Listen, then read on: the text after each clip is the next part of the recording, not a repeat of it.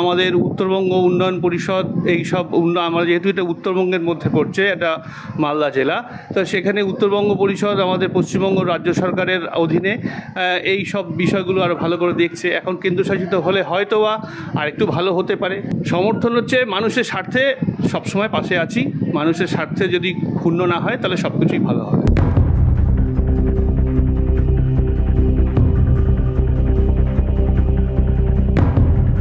মানুষের স্বার্থে যদি সঠিক সিদ্ধান্ত গৃহীত হয় তাহলে পাশে আছি। সংসদে নিশিকান্ত দুবের করা দাবি প্রসঙ্গে এই মন্তব্য করছেন চাঁচল হাসপাতালের চিকিৎসক শুভাশিস বড়ুয়া। মালদহের বিশিষ্ট ব্যক্তি সুভাষ কৃষ্ণ গোস্বামীর অভিযোগ, অনুপ্রবেশের ফলে মালদা মুর্শিদাবাদের জনবিন্যাসের বদল ঘটছে। বাংলা সরকার অনুপ্রবেশ রোধে উদাসীন। অভিযোগ সুভাষবাবু। তার সওয়াল, মালদা মুর্শিদাবাদ সহ বিহারের কিছু অংশকে বাঁচাতে অবিলম্বে কেন্দ্রশাসিত অঞ্চল করে হস্তক্ষেপ করুক কেন্দ্র। নিশিকান্ত দুবের মন্তব্যের সঙ্গে সহমত পোষণ করছেন পেশায় শিক্ষিকা শ্রাবন্তী চক্রবর্তী।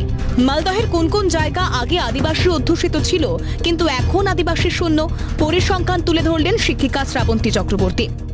মালদা এবং মুর্শিদাবাদে ব্যাপক হারে অনুপ্রবেশ হচ্ছে এবং এই অনুপ্রবেশ জনবিন্যাস ঘটাতে সাহায্য করছে। পশ্চিমবঙ্গ মুর্শিদাবাদ এবং মালদাকে বাঁচাতে হয় এবং শুধু মালদা মুর্শিদাবাদ নয়, বিহারের কিছু অংশকে বাঁচাতে হয়, তবে কেন্দ্রশাসিত অঞ্চল করে এখানে হস্তক্ষেপ করা দরকার। ঠিকই বলেছেন উনি, যে হারে আমাদের হিন্দুদের সংখ্যা কমে যাচ্ছে।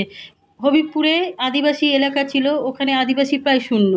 গাজলে ওটাও আদিবাসী এলাকা, ওটাও শূন্য। ওলমালদাতেও আদিবাসী প্রায় শূন্য। হ্যাঁ, মানে হিন্দুর সংখ্যা তো আস্তে আস্তে কমেই যাচ্ছে। হ্যাঁ, আর অন্য সব যাদেরকে নিয়ে বলছেন তারা তো সংখ্যাতে মানে হয়েছে, এখন হিন্দুরাই সংখ্যালঘু হয়ে যাচ্ছে। সীমান্ত এলাকায় উদ্বেগজনকভাবে সংখ্যালঘুদের সংখ্যা বাড়ছে। এরা শাসক গোষ্ঠীর সঙ্গে জুড়ে দুষ্কৃতীরাজ গুন্ডারাজ চালাচ্ছে। চাঞ্চল্যকর অভিযোগ মালদহের সমাজকর্মী কাজল গোস্বামীর। বিজেপি সাংসদ নিশিকান্ত দুবের দাবির সঙ্গে সহমত পেশায় আইনজীবী দীপক কুমার চৌধুরীর। মালদহে হিন্দুরা সংখ্যালঘু হয়ে পড়ছে, দাবি তাঁর। মালদহের বিশিষ্টরা যেমন জনবিন্যাসের বদল নিয়ে উদ্বিগ্ন, তেমনই উদ্বিগ্ন নবাবের জেলা মুর্শিদাবাদও। নিশিকান্ত দুবের বক্তব্যে এই জেলার প্রসঙ্গও রয়েছে।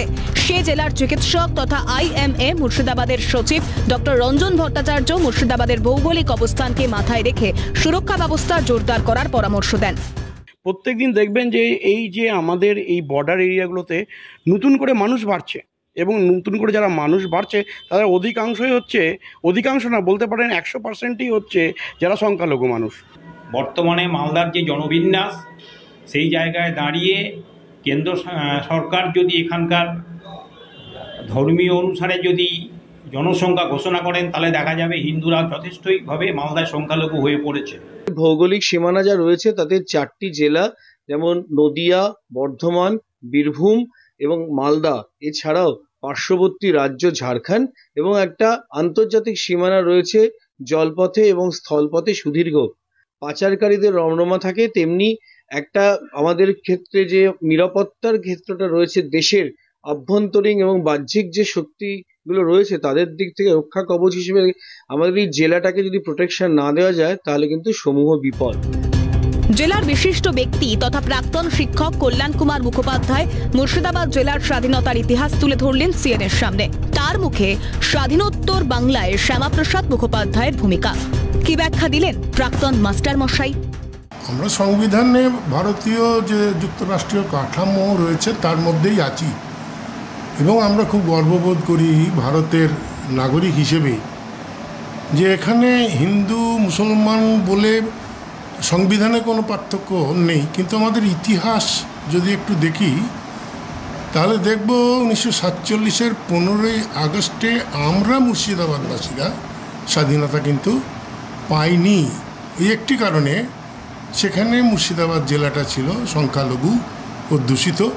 বিমলচন্দ্র সিংহ, লালগোলার মহারাজা যোগেন্দ্র নারায়ণ রায়, তাদের চেষ্টায় শ্যামাপ্রসাদ মুখার্জির সহযোগিতায় 18 তারিখে, আগস্টের 18 তারিখে এখানে স্বাধীনতা আমরা ভারতভুক্ত হই।